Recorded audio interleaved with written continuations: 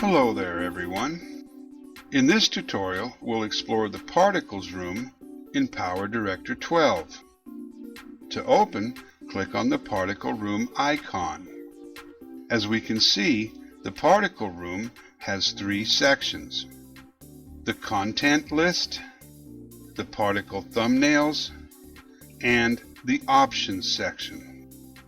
The PowerDirector Particles room comes preloaded with many particles, but you can also download thousands of more particles from the CyberLink Director Zone. Choose a particle, download, and then follow the prompts to save and install.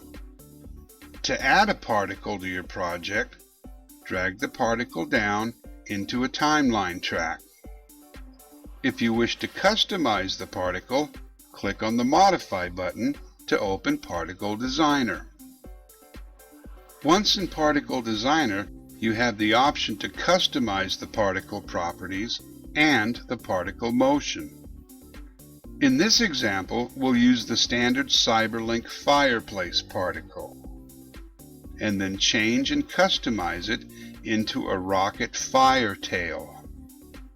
The Fireplace particle may already be installed in your PowerDirector 12, or you can simply download it from CyberLink's Director Zone.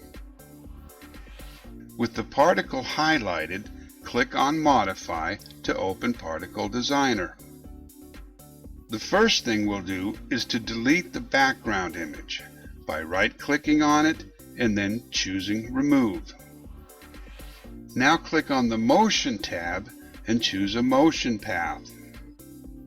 The first thing that I'm going to do is to delete the two middle keyframes. Then we can move and set the beginning emit point to here.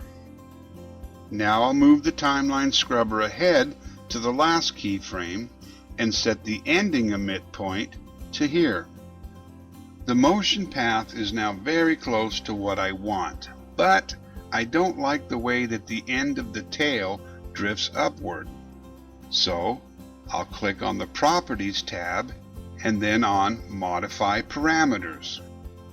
I'll then scroll down to the gravity setting and reset the value to 0. And then I'll click on the Stop button to lock this new value into place. Next, I'll change the color setting to a light yellow. But I also want this fire tail to be a little bit longer. So I'll go to the life setting and I'll change the value to 1500. And to make the tail a little bit bigger, I'll change the size setting to 5. Okay, that looks pretty good. So I'll leave all the other available property settings at their original default settings. Now that we've finished customizing the particle, we can click on Save As and give it a new name.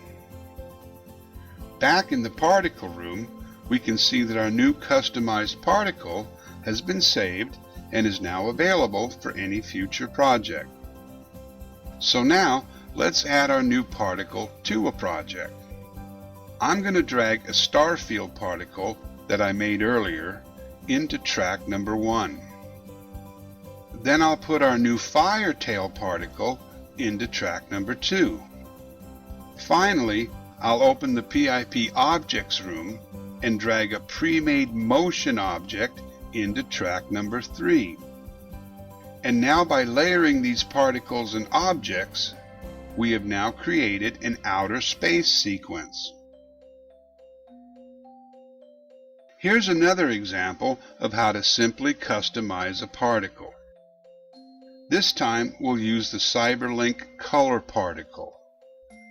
If this particular color particle is not already installed in your particle room, you can go to the CyberLink Director Zone and simply download it.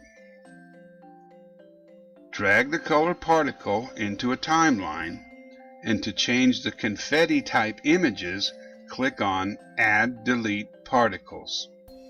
Now we can add 6 new images by clicking on the plus icon. and browsing for some new custom images on a transparent background. Then we can simply delete the confetti images so that they are now replaced with the new globe images.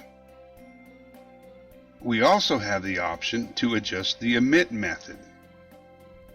However, I do want to change the size of my new globe images, so I'll change the size setting, and now we have a modified particle.